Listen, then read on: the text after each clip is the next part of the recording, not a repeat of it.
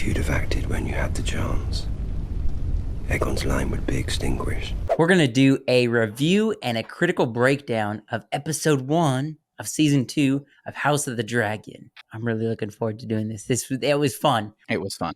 It's getting a lot of praise on the internet. It's getting a lot of praise, and I think the biggest thing that we're going to focus on a little bit, as well as point out some stuff we found interesting. But I think what we're going to do is talk about how the escalation of this new episode back to this new season is necessary. How the escalating tension up until the big moment at the end of the episode. I believe in the book, or at least in fans, it's referred to as blood and cheese, I believe. The blood and cheese moment. Yeah, the blood and cheese moment. So I think those characters are blood and cheese. Yeah, exactly. Yeah. So Cheese, gross name for a guy like that. But fitting. He's the rat catcher. It works. I feel like the whole episode last night, something happened and I was just like, yuck. And then the next thing happened, yuck. That just grosses me out a little bit. I mean, it's just from the very beginning, they start off, hitting you in the feels, right? Yeah. They open up with a crow flying over, or a raven flying over Winterfell. They give you the Stark music on the freaking cello or whatever the instrument is. Oh, it's the awesome. Standing bass. They show you Winterfell. They show you kind of the what's going on at Winterfell. They're drawing lots to go to the wall. It's much different than what we saw in Game of Thrones, where they're just like, oh well, hey, we're gonna get all of these, murderers and criminals and send them to the wall. It seems like, at least in this age, there's honor in it. They know that somebody has to man the wall, and they draw lots to do so, and it's honorable. And then you get what's his name, Stark. Yeah, Stark. Everybody knows what Stark we're talking about. But while you're pulling it up, I think it's important, just outside of the context, is some people are saying, like, a lot of people are ranking this a 7 out of 10. Like, I'm seeing 7 out of 10 everywhere. Okay. And so what I'm saying is, a lot of people's downsides to this episode is that they thought it was going to pick up pretty quick, swinging. You know what I mean? Mm-hmm. And it's just not. It's setting up for the rest of the season. It's building of tension, and it's escalating towards the Civil War actually beginning. And so I think that it's necessary. And I think it's interesting point to kind of defend that aspect of it, because I didn't at any point feel like it was boring. And I think that's one area. If people are criticizing the pace of it, or criticizing the slower moving nature of this episode, I would say it's almost invalid, because it wasn't boring at any point, right?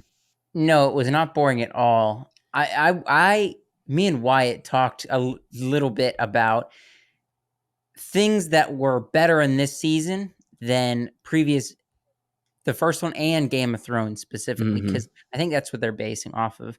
And we did comment on the photography, the darkness.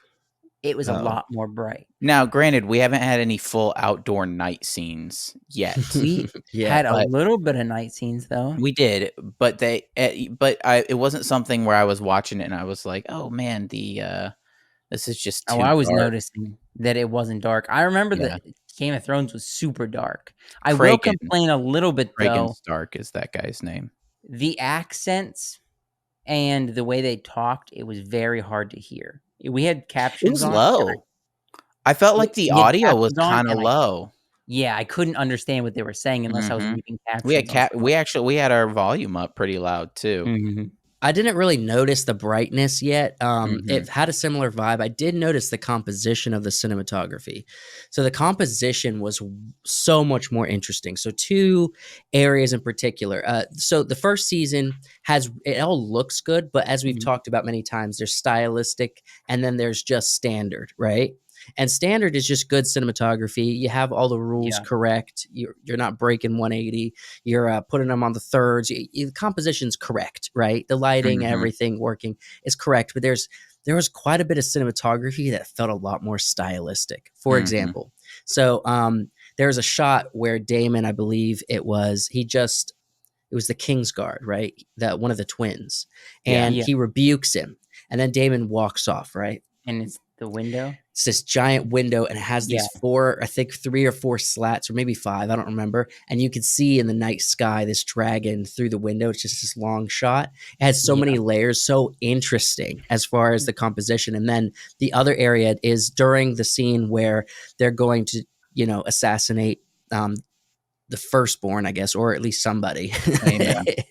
I think Aemond was the intention, right? The intended target. When he is pretending to that one lady that sees him to set a trap, and he lays the torch down, and it kind of rolls and does this really interesting transition, right? Yeah. To kind of like escalate the feeling. It goes from slow to quick, and it gets you confused. Yeah. The way he is as to where are you in this huge building with so many hallways and rooms. Right. I definitely think the psychology with the photography was a lot. Cinematography, for this season was a lot different than the first season. The thing I noticed, but specifically with the cinematography, was surrounding Daemon specifically. I know there was a lot more close-ups with Daemon, at least in this episode, to make him feel bigger and more intimidating to me.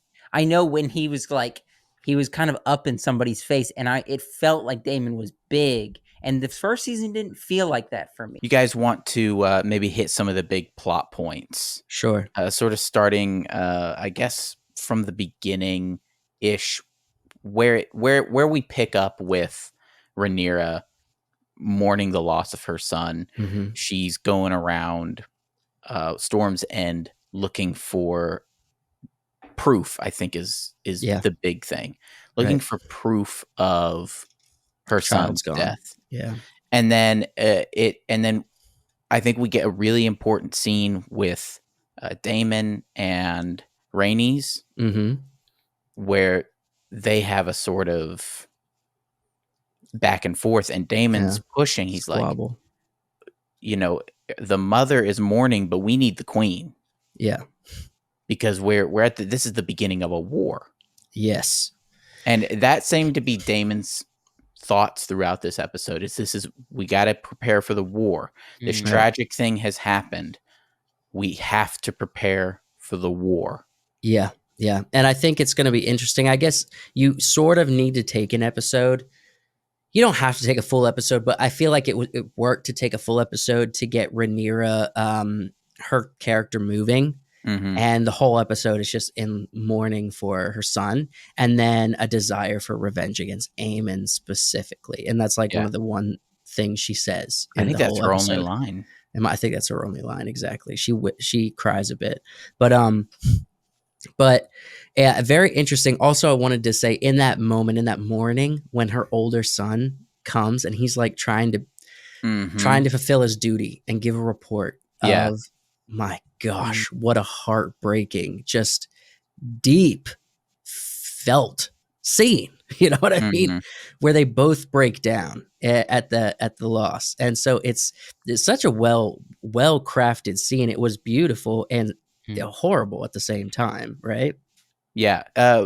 Quickly, I want to talk about the small council scene. I think it was a very important scene. That and where Aegon is doing his king duties and things. Yeah. But the small council scene is important because it establishes his relationship with his son, his relationship with his mother, his relationship with the other people in the room, and how they see him as king. I mean, just his interaction with Tyland.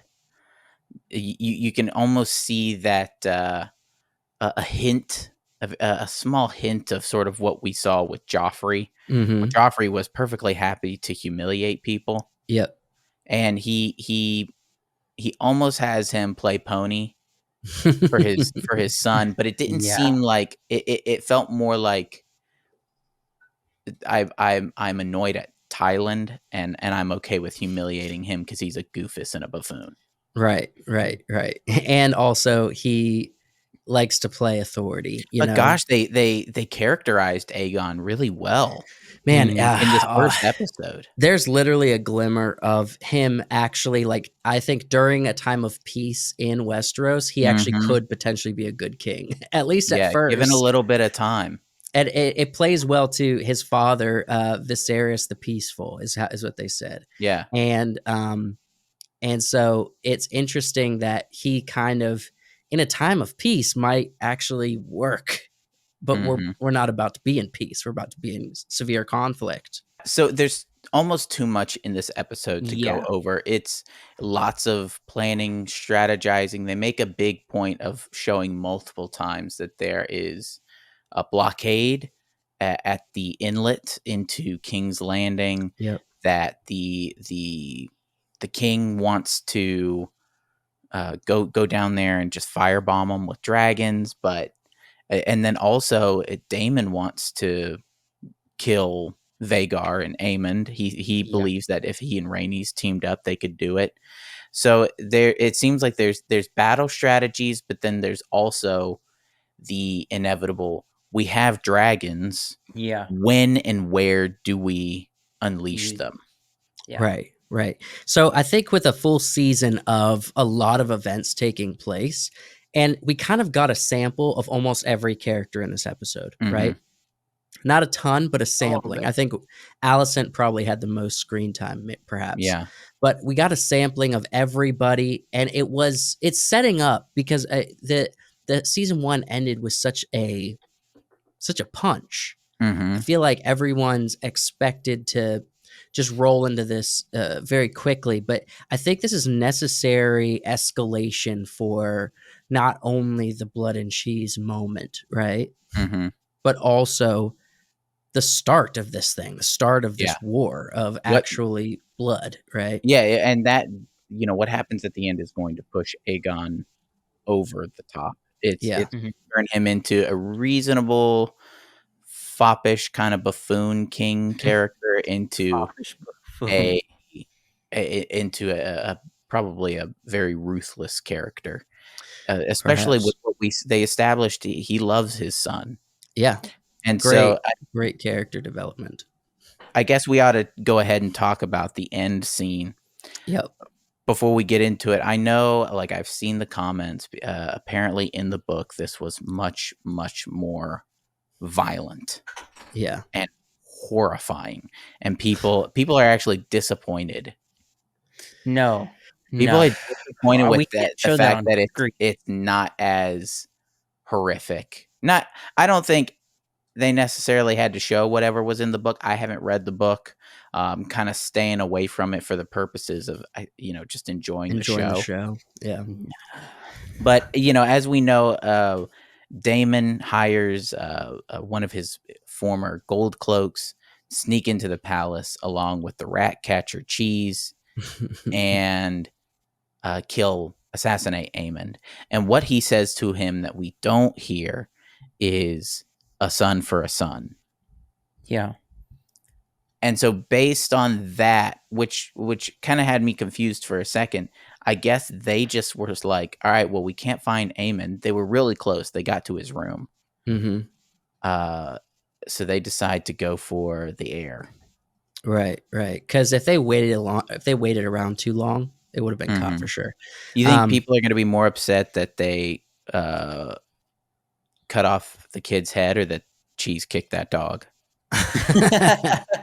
The dog, probably.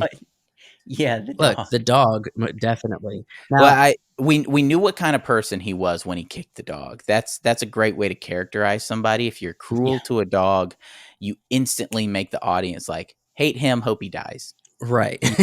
He's slimy. He's a rat of a person. Even though we feel justified by him killing the king's son, because I don't. At least I think the show is painting in light of Rhaenyra over Rhaenyra being the ruler with Daemon, and I think that's what ultimately we kind of are leaning towards. So we feel more justified when. Oh, are you on Team Black? I think the show is leaning that way. See, I definitely want to see a little bit more sympathy towards Team Green, and I think this is what they're getting at with this episode. That Daemon does, he, you know, in his call that he makes, causes something extremely horrific to happen. Something that I don't think Rhaenyra would have ever wanted to happen, is to have that child, her gosh, what would he be? Nephew, yeah, her nephew. I don't think she would have wanted that to happen to him. No, but she definitely wanted Aemond dead. Yes, because Aemond's the one who killed her son. As soon as they freaking put their hand over the mouth of that boy, and then it cut away, and you just heard the sound effects, and you saw the mom in shock, about to run out, and then she stops. Isn't that what happened? She stops and then turns around and goes get the other kid? I don't remember. I'd have to go back and watch it. I could be remembering it wrong, but I'm pretty sure she was about to like run out, and then she's like, "Wait, my other child." Do you guys think she's justified in the decision that she makes to give up her son? To give it because I mean, look at it from this perspective. Any parent, there's these men are here to kill the kid, and if she says kill me, they'll kill her and then kill the kid anyway. And potentially the other kid. She knows that they're going to kill her son. Was it right for her to just point him out, grab the other one, and go? Was there any other option? It saved her kid. It saved one of her children. Good grief, man! These are the conundrums. We also have to keep in mind that I think, what's her name, Helena. Mm-hmm. She is like a mind seer, she sees the future. She's insane. She's essentially autistic. Right. Like legitimately, she's essentially an autistic person who's having to make this choice. It was horrifying. It was horrifying, and it was very uncomfortable for someone who did not see it coming. I thought for sure Aemond was going to catch them, and he was going to string them up on the walls or something. I did not see this coming, and for sure it was horrifying. Yeah, they had to add the sound effects and the sawing noises. And horrible, dude. Yeah, I could not imagine it more violent. That would be. I'm glad they didn't show anything. Yes, honestly. Let us know what you guys thought of episode 1 of season 2. Give us your rating. What do you think it was 1 out of 10? And you got it. Apparently, we have to give full numbers, not half numbers. So let us know what you guys think. Give it a like, subscribe to the channel, and we will see you next week for episode 2.